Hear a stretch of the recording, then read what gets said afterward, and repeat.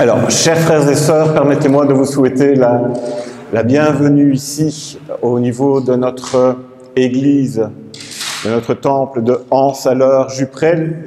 L'assemblée est assez clairsemée aujourd'hui, mais les vacances obligent, évidemment. Et ce matin, évidemment, nous avons tous décidé de rejoindre et de nous rassembler au sein de cette église. Et si on y réfléchit bien, notre communauté, et c'est le cas de le dire aujourd'hui, n'est ni plus nombreuse, mais aussi n'est ni plus savante, ni meilleure que les autres communautés. Et parler de communauté, d'ailleurs, c'est un mot qui est certainement, généralement, trop généraliste, parce que, en réalité, il y a ici un nombre de membres, de frères et sœurs qui sont aussi variés les uns que les autres. Parmi nous, il y a des frères et sœurs de nationalité belge, d'autres nationalités. Il y a des personnes qui ont une foi affirmée, d'autres qui sont en recherche de spiritualité. Il y a d'autres personnes également qui sont des habitués ou des occasionnels. Il y a parfois des parcours de vie également qui sont totalement opposés et qui correspondent à chacun d'entre nous. Mais ce que nous pouvons affirmer, en tout cas aujourd'hui, c'est que nous sommes tous en recherche, nous sommes tous en chemin et tous nous sommes interpellés par l'Évangile et nous ressentons d'une manière ou d'une autre que nous avons été appelés encore en ce jour à un face-à-face avec notre Seigneur. Et comme nous aimons nous le remémorer, ce moment de culte est pour nous le temps de la halte, le temps qui nous invite à l'essentiel et le temps qui nous permet d'être sans artifice ni faux semblant pour accueillir le message du Christ. Alors, parole vivante, communion d'esprit, joie spirituelle, c'est tout ce que je vous souhaite ici de trouver au sein de cette Église pour le temps que nous avons à passer ensemble. Et je vous propose de débuter ce temps d'accueil et d'incantation par la prière. Si vous voulez bien vous joindre à moi. Seigneur, nous voici devant toi dans toute notre diversité, dans toutes nos différences. Nous sommes conscients que nous nous présentons tous devant toi, sans exception, avec nos zones de lumière, mais aussi avec nos zones de ténèbres. Puisses-tu ouvrir notre intelligence à ta parole, afin qu'elle devienne notre lumière. Nous te prions pour que cette lumière nous pousse chaque jour à mieux refléter ton image, loin des préjugés, des jugements à l'emporte-pièce que nous importons du monde. Nous comptons sur toi, Seigneur, pour vivre ce culte dans la fraternité, le respect mutuel et l'amour que tu attends de nous. Puisses-tu ouvrir aussi nos yeux aux besoins et aux aspirations des plus faibles, nous amener à leur rencontre et à leur offrir notre aide, ainsi que notre amour sincère. C'est au nom de ton Fils Jésus que nous te prions. Amen.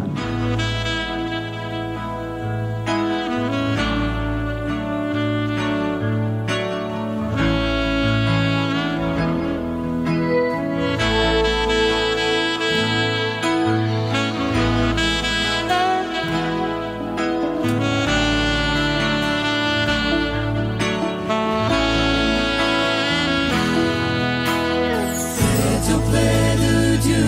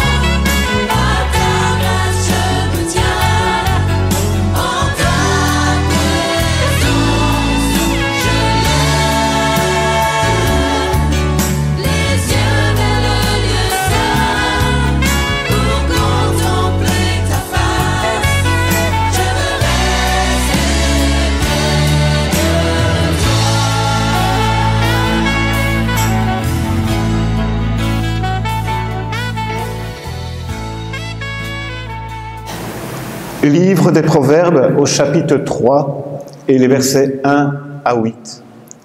L'Écriture nous dit: Mon enfant, n'oublie pas ce que je t'enseigne, garde en ton cœur ce que je te recommande, car tu connaîtras ainsi le bien-être et une vie longue et heureuse. Sois toujours bon et vrai, conserve la bonté et la vérité comme une parure autour de ton cou, grave-les dans ton cœur. Alors Dieu et les êtres humains t'aimeront et apprécieront ton bon sens. Ne te fie pas à ta propre intelligence, mais place toute ta confiance dans le Seigneur. Appuie-toi sur lui dans tout ce que tu entreprends, et il guidera tes pas. Ne te fie pas à ta propre sagesse, mais reconnais l'autorité du Seigneur et détourne-toi du mal. Ce sera un remède pour ton corps, un apaisement pour tous ses membres. Bon et vrai, ce sont deux simples mots, et pourtant ce sont des mots qui ont une dimension totalement extraordinaire. Ils nous rappellent en réalité qu'être chrétien, ce n'est pas qu'une apparence, et ce n'est pas qu'une façade qui nous permet de nous positionner vis-à-vis des autres. Ce verset nous rappelle que c'est dans notre cœur même que nous devons graver la bonté et la vérité. Conserver la vérité, c'est aussi mettre exclusivement toute notre confiance dans notre Seigneur et nous laisser guider par ses pas. Et je vous propose un autre moment de prière afin de prier notre Seigneur pour nous aider à nous tourner vers lui et à nous laisser guider également par ses pas. Père Céleste, tu nous demandes tout au long des Écritures de ne pas nous fier à notre propre intelligence, mais de placer en toi toute notre confiance. Aide-moi, oui, aide-moi à ne plus mettre mon espoir dans mes propres capacités si limitées, mais bel et bien dans ta puissance. Aide-moi à entrer dans ton amour fidèle qui dure à jamais. Je me rends compte qu'il m'est impossible de trouver ma réelle identité et ma valeur dans ce monde, mais bien dans le fait que tu m'as créé pour être à ton image. Aide-moi à ne pas rechercher la sagesse dans le savoir-faire de ce monde, ni selon mes propres critères humains, mais bel et bien dans ta parole qui ne passera jamais. Je désire que tu sois mon guide, mon roi, mon espoir, parce que toi seul es capable de répondre à tous mes besoins et à mes désirs les plus profonds. Seigneur, aide-moi à démasquer les fausses promesses de sécurité et d'épanouissement et à trouver en toi toujours davantage la joie que je recherche. Au nom de Jésus, Amen.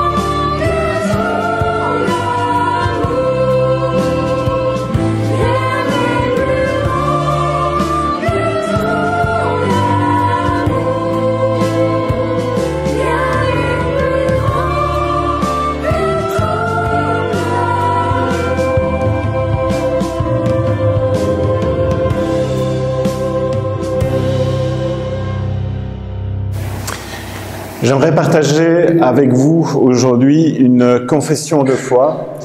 Et cette confession de foi, elle a été déclamée par un pasteur qui s'appelle Charles Wagner et qui est né en Lorraine en 1852. Alors ce n'est pas tout à fait récent, il nous a quittés d'ailleurs en 1918.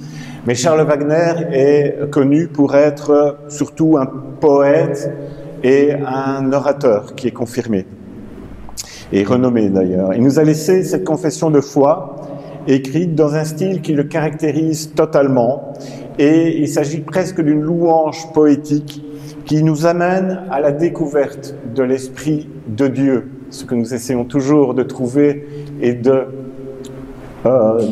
comprendre. Puissions-nous en tout cas faire nôtres ces paroles. Voici la confession de foi qu'il a réalisée, qu'il a écrite. Je crois qu'un jour, une source d'eau pure s'est ouverte. Elle a donné une eau vive qui ranimait au fond des cœurs blessés l'espérance et la joie. Au fond des cœurs endurcis, la bonté fraternelle. Au fond des cœurs errants et pleins d'ombre, la clarté suffisante et rassurante. Je crois qu'elle n'a pas été ouverte pour se refermer aussitôt. On ne peut ni l'enfermer dans un livre, ni dans une tradition, ou bien dans une église. Je crois que l'Esprit de Dieu ne se laisse ni capter, ni canaliser.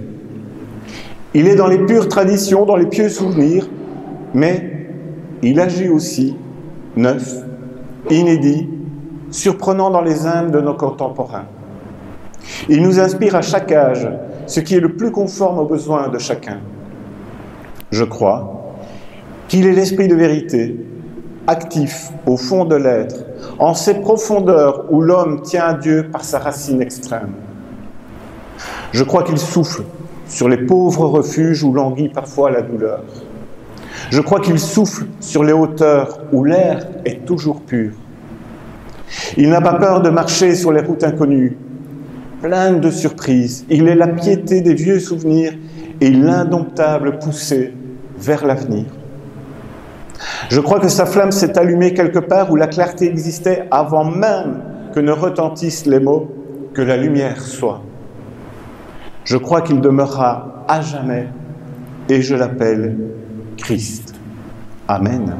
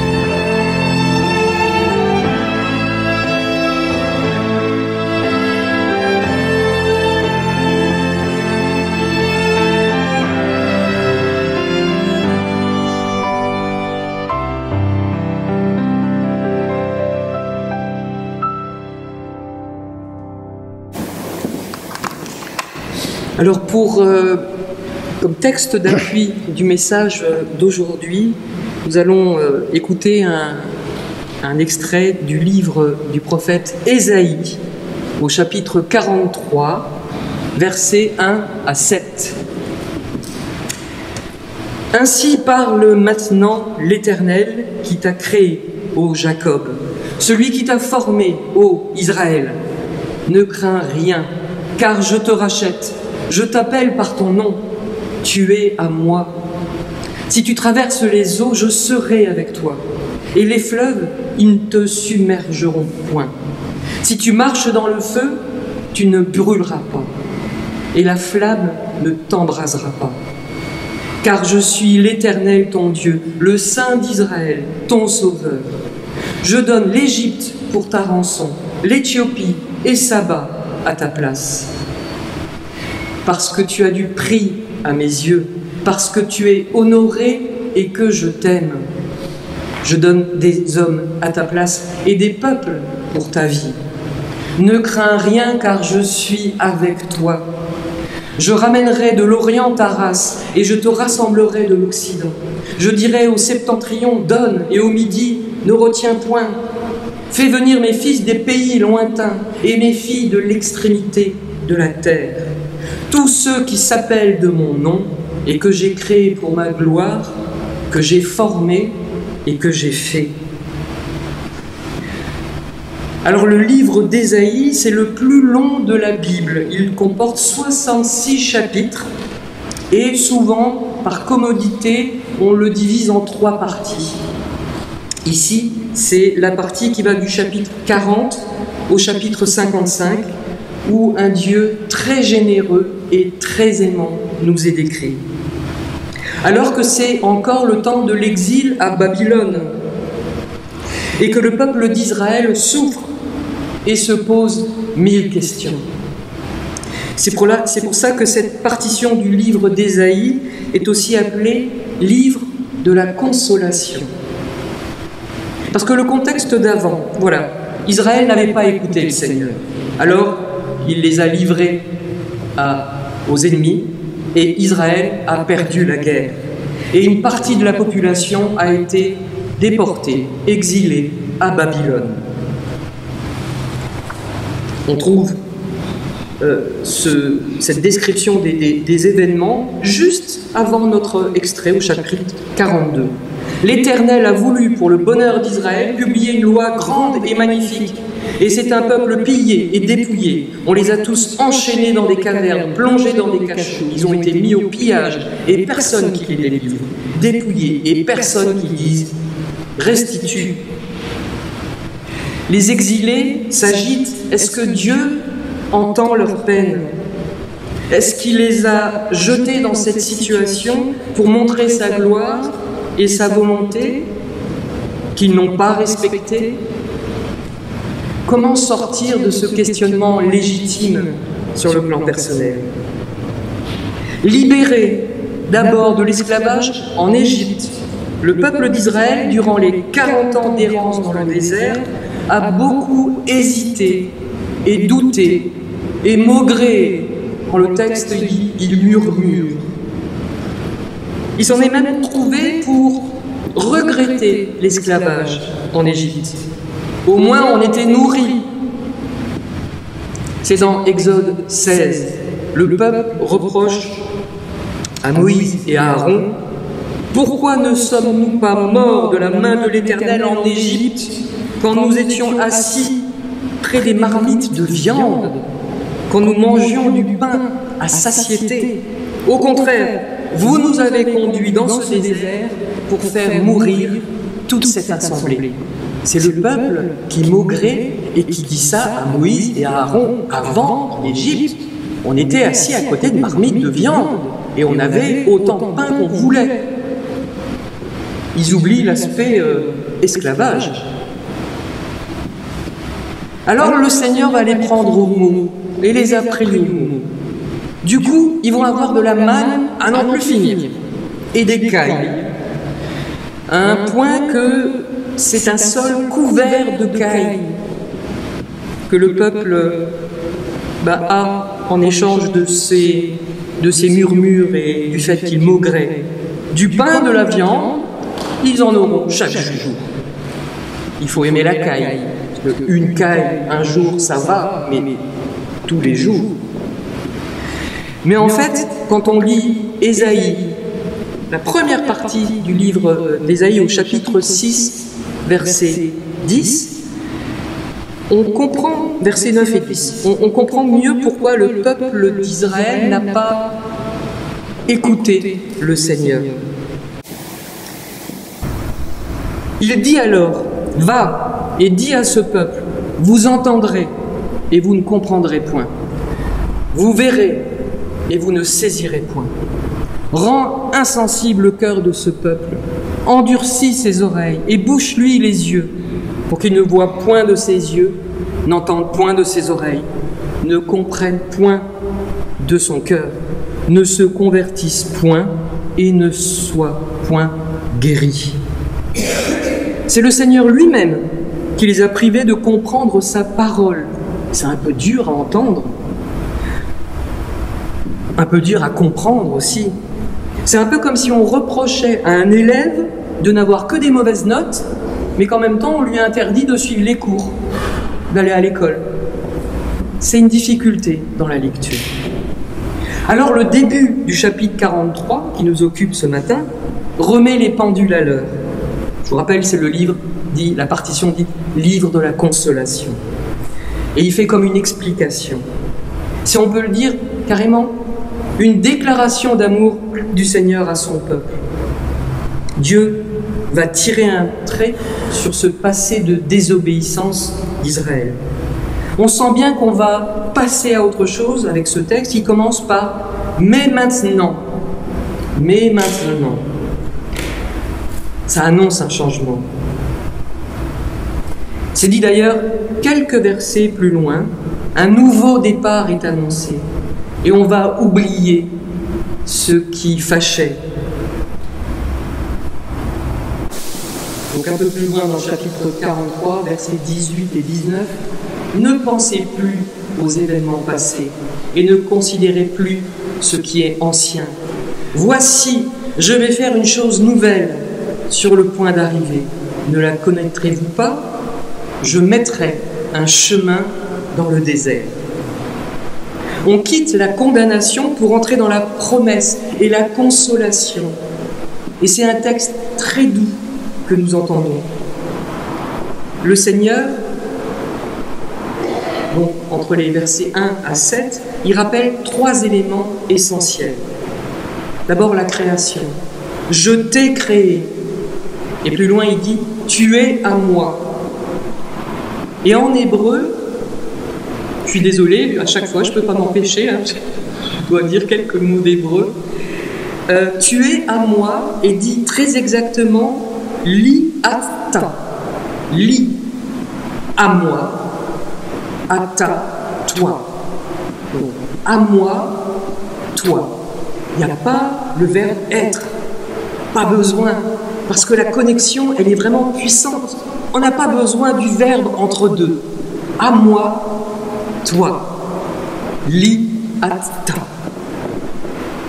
Le Seigneur rappelle aussi qu'il a sauvé son peuple de l'esclavage en Égypte et il propose comme un nouvel exode, une nouvelle libération, cette fois depuis l'emprisonnement à Babylone.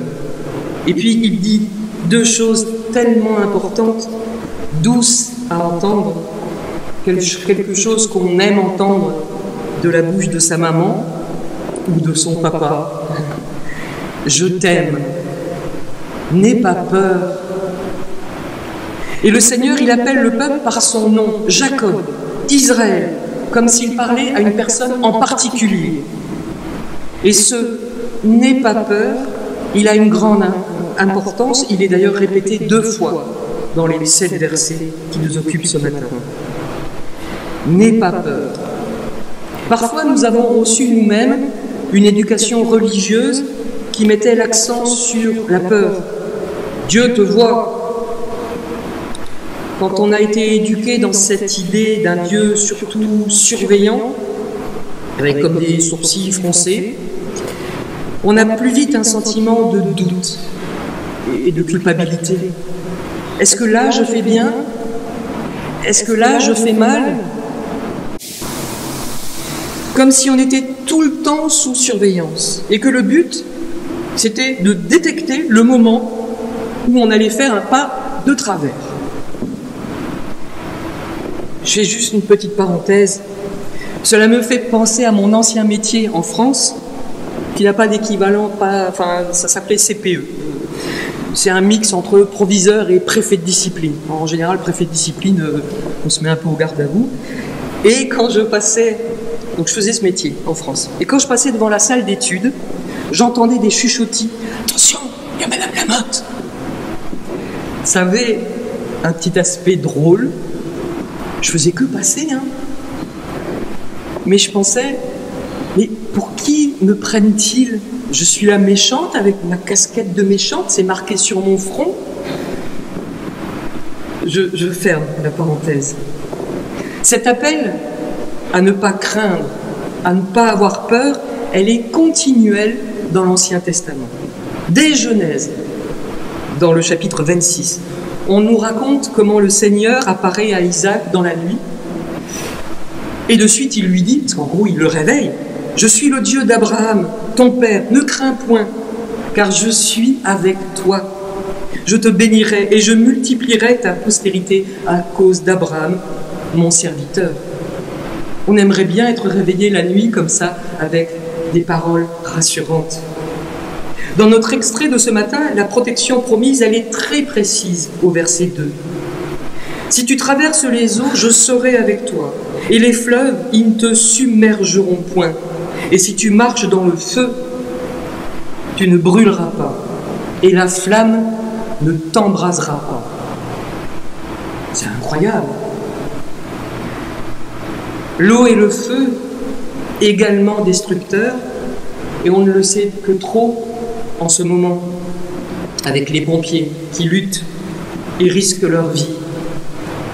L'un comme l'autre destructeur, l'eau comme le feu.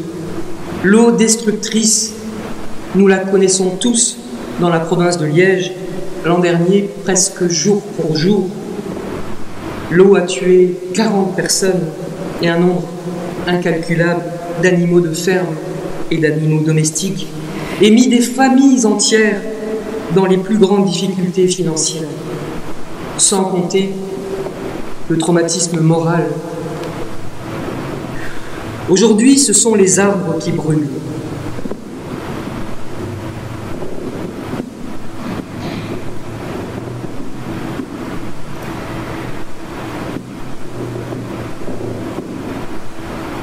On évacue les familles dans certaines zones de la Gironde, en France et aussi ailleurs, dans le sud. D'autres familles se préparent à partir.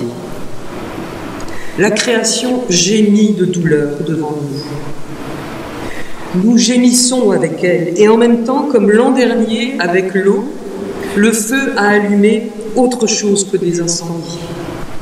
Il a réallumé, réactivé la solidarité entre les hommes, et quelque chose comme de l'empathie.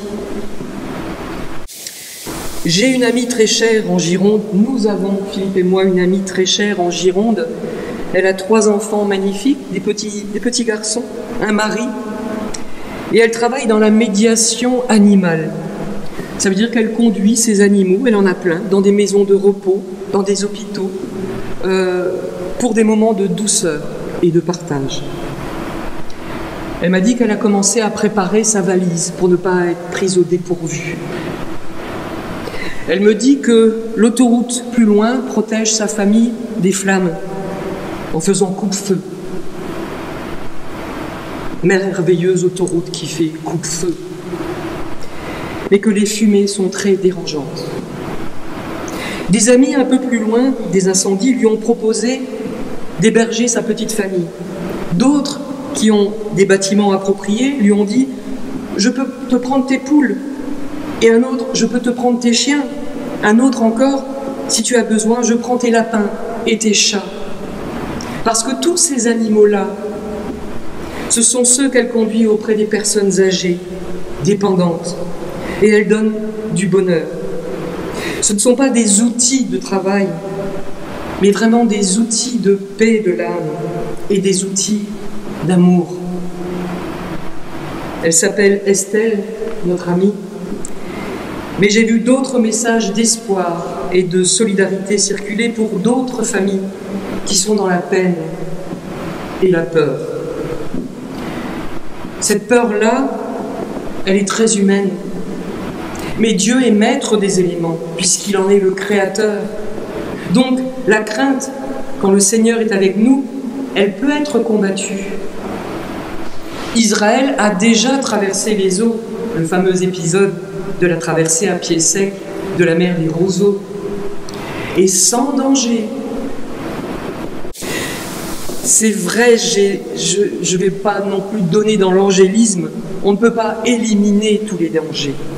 Mais avec la présence du Seigneur, on peut encore aujourd'hui garder confiance. Je t'aime, n'aie pas peur, je suis avec toi.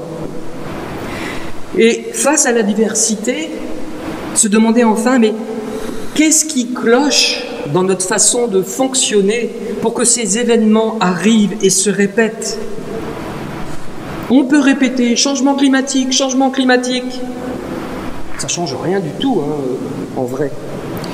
Mais que sommes-nous prêts à faire, et certainement à changer dans nos modèles économiques pour que cette peur recule enfin, qu'on la prenne à la gorge et qu'on la réduise à presque rien, tous ensemble? Oui, le climat est une question citoyenne et chrétienne. Et puis, juste après ce « n'aie pas peur », il y a une expression qui peut sembler anodine, mais non. Le Seigneur dit « Je t'ai appelé par ton nom ». Cela veut dire que je suis dans une relation personnelle avec le Seigneur.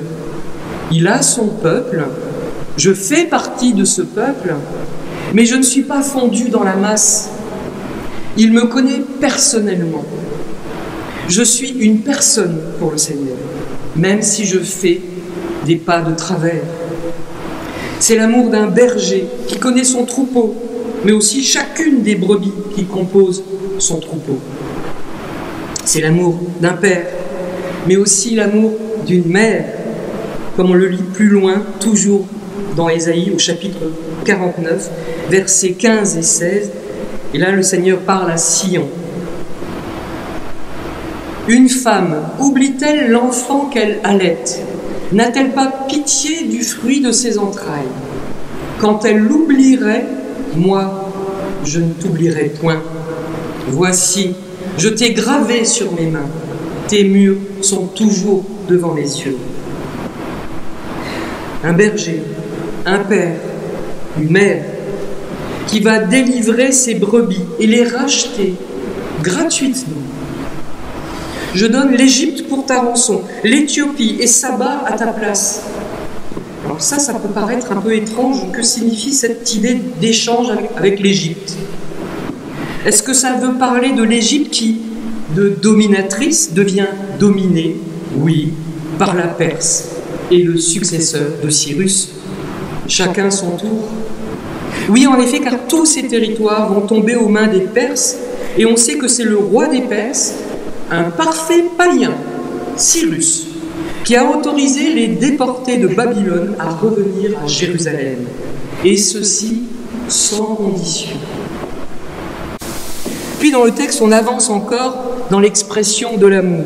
Tu vaux cher, tu es honoré, je t'aime. Parce que le mot traduit ici par tu es honoré, c'est le verbe hébreu kaved ou kavad, avoir du poids, peser, être lourd, parce qu'on mérite cet honneur. C'est exactement le même verbe qui est utilisé dans les 10 commandements, dans le fameux « honore ton père et ta mère », afin que tes jours se prolongent dans le pays que l'Éternel, ton Dieu, te donne. Eh bien, en hébreu, ça donne « kaved », honore, « et avira », ton père, « ve et imra », et ta mère. Kaved, honorer ses parents, leur rendre honneur, car ils ont du poids dans notre vie. Et le Seigneur, dans les versets 5 et 6, proclame qu'il va rassembler tout son peuple, les exilés, les déportés, tous ceux qui se sont dispersés durant les temps de guerre. Ils vont revenir des 4 points cardinaux, le septentrion, le nord, le midi, le sud, les pays lointains et depuis les extrémités de la terre.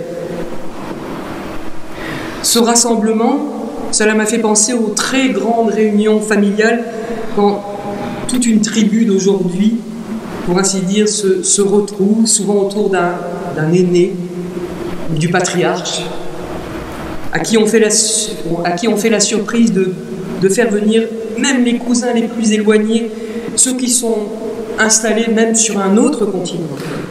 Et puis tout le monde revient. Et tout le monde pose devant le photographe qui doit bien régler son appareil photo pour avoir tout le monde sur la photo. Tout cela, c'est le beau côté de l'histoire et de l'amour. Mais en même temps, cela pose question aussi. Le doute, il existe toujours quand on est accablé de difficultés, ou malade, ou dans le deuil. Ah, Dieu est avec moi, Dieu m'aime. Mais il faut bien entendre ce que dit le prophète Ésaïe. Ésaïe ne dit pas qu'il n'y aura plus jamais de fleuve, ni de brasier à franchir, mais vous ne serez plus seuls. Le Seigneur dit, je serai avec toi. Jésus ne dit pas autre chose à ses disciples. Il leur dit, votre vie ne sera pas toujours simple, vous ne serez pas toujours bien reçus, peut-être même serez-vous rejetés, peut-être même avec violence. On le lit dans l'Évangile selon Matthieu au chapitre 12, où Jésus annonce la couleur. Voici, je vous envoie comme des brebis au milieu des loups. Et il ajoute, vous serez haïs de tous à cause de mon nom. Mais celui qui persévérera jusqu'à la fin sera sauvé. Aujourd'hui encore, oui, quand le doute nous saisit, où est Dieu dans ce qui ressemble pour nous à un chaos, la précarisation des sociétés, la tentation du chacun pour soi, la guerre à nos portes? On hésite entre doute sur Dieu et confiance en Dieu. On a des moments difficiles comme ça. Parce qu'on pensait que la vie nouvelle en Christ allait aplanir le chemin devant nous. La vie nouvelle en Christ, elle comporte, nous ne le savons que trop, parfois autre chose que du confort et de la santé, autre chose que de la sécurité. Mais nous savons maintenant, en lisant et relisant les Écritures, c'est que les épreuves et les douleurs et les pleurs ne peuvent plus jamais nous anéantir. Amen. Bon dimanche à tous, bonne semaine à tous. En tout cas, merci d'avoir bravé la canicule pour venir jusqu'ici. Et puis, soyez abondamment bénis. Merci beaucoup.